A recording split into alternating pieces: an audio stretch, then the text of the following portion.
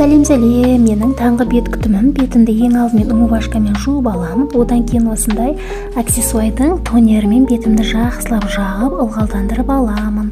Бұл дегеніміз бетті ылғалдандырады, келесі жағатын этапқа дайындайды.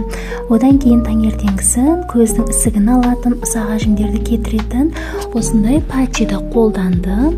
Өте керемет патчи, ішінде 63 түп болады.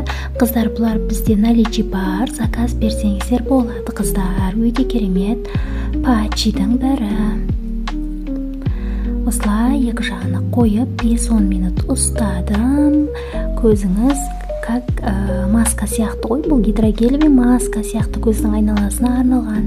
Біздің көзіміздің айналасы өте нәзік болады, сондықтан осындай патчилерді қолданып тұрмыз керек. Одан кейін менде сыворотка, осындай Skin 14 брендінің бетті тыныштандыратын центелладан жасалған сывороткасы. Қыздар, өте керемет сыворотканың бірі.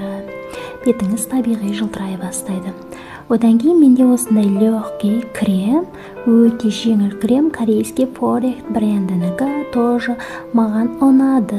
Өте керемет ылғалдандырады, бетіңізді жылтыратады, нәрлендіреді. Қыздар, уход жасауды ұмытпаймыз.